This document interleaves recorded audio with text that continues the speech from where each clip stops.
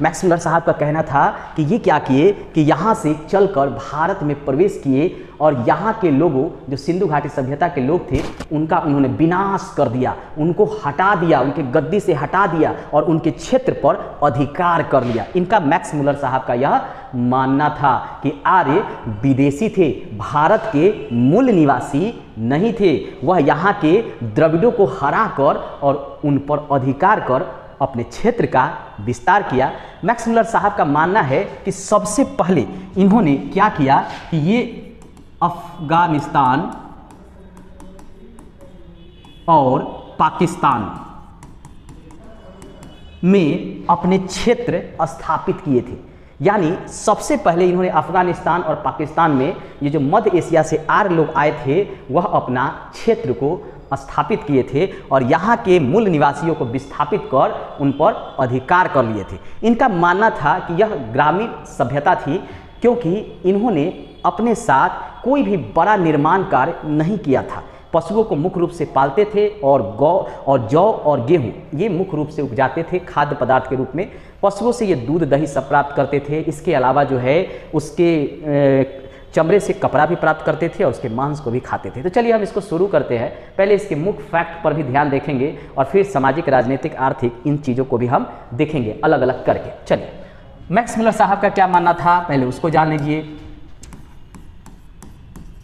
Max Muller, इनका मानना था कि ये कहाँ से आए थे? मध्य एशिया से। ठीक है, ये मध्य एशिया से भारत में प्रवेश किए थे और इन्होंने अपना क्षेत्र स्थापित कहाँ किया था? सबसे पहले तो सबसे पहले इन्होंने अफगानिस्तान एवं पाकिस्तान में अपना क्षेत्र स्थापित किया था। यानी यहीं पर इन्होंने सबसे पहले बसना शुरू किया था। ठीक है, ये इनका क्षेत्र है पाकिस्तान और अफगानिस्तान। यहाँ के मूल निवासी जो काले वर्ण के थे, द्रविड़ थे, उनको इन्होंने क्या किया? भगा दिया। ठीक है, या उनको गुलाम बना लिया। ठीक है, ऐसा मैक्स मुलर साहब का मानना है। इन्होंने कहा कि मध्य एशिया से ये आए और इनको कहा जाता था आर्य। अब आर्य मैक्स मुलर साहब ने इनको क्यों कहा, यह भी जान लीजिए, आपके लिए जानना जरूरी है। आर्य शब्द का अर्थ है उत्तम। ठीक है, सबसे अच्छा।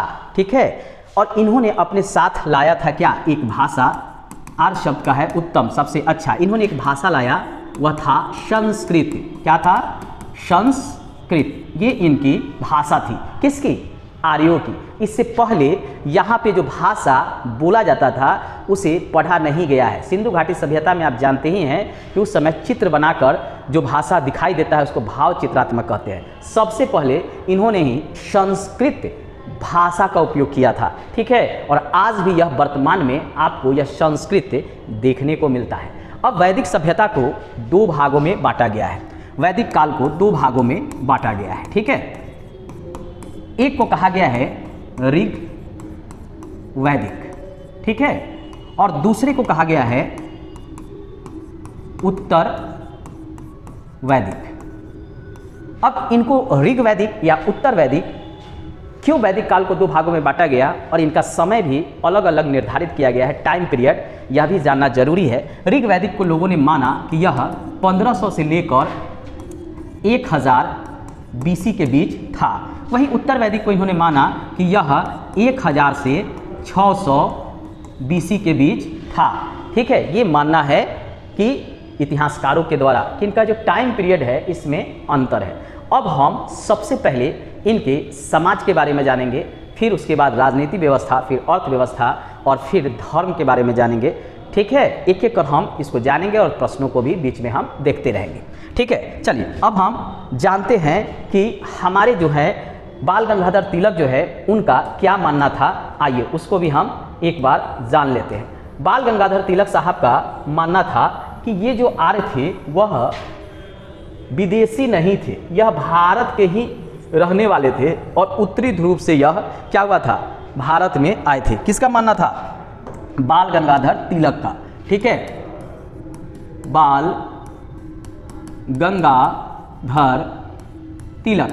ठीक है, इनका मानना था कि नहीं भाई, ये जो आर्य हैं यह आए हैं कहाँ से? यह आए हैं आपका उत्तरी ध्रुव से, उत्तरी ध्रुव से यह जो है क्या हुआ है, भारत में आए हैं, भारत में प्रवेश हुआ है इनका, यानी यहाँ पर आए हैं। दयानंद सरस्वती, दयानंद सरस्वती, इनका मानना था कि ना भैया ये आए हैं तिब्बत से, ठीक है, तिब्बत से, यानी इनका मानना था कि ये आए हैं यहाँ से, आर्य लोग इस रास्ते होते हुए प्रवेश किए हैं भारत में, ये है आपका तिब्बत। ये मानना है दयानंद सरस्वती का, ठीक है, दयानंद सरस्वती का यह मानना है कि नहीं भाई ये जो आर्य लोग हैं यह आए हैं तिब्बत से। वही तिलक साहब कहते नहीं, यह आए हैं उत्तरी ध्रुव से।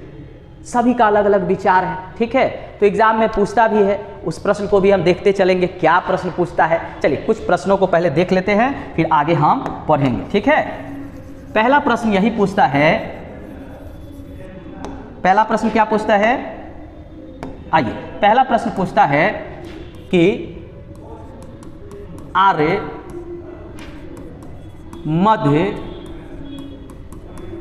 एशिया से आए थे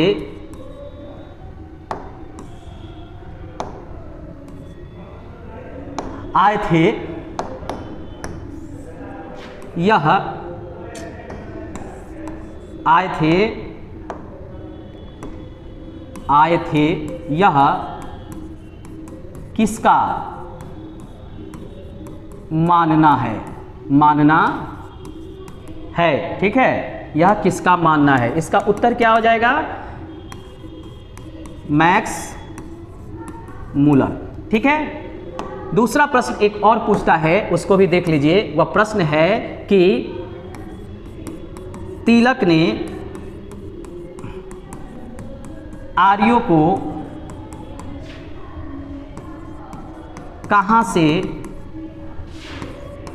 भारत में प्रवेश माना है, ठीक है, तो यह भी जान लीजिए। तिलक साहब का कहना था कि यह आर्य जो हैं वह कहाँ से आए हैं, वह आए हैं उत्तरी ध्रुव से, ठीक है, यह तिलक साहब का मानना था। दयानंद सरस्वती का मानना था कि यह तिब्बत से आए थे, ठीक है। तो ये दो प्रश्न हम यहाँ से देख लिए जो खासकर एग्जाम में पूछा जाता है, ठीक है। चलिए अब हम इसके आगे में समाज के बारे में पहले पढ़ते हैं।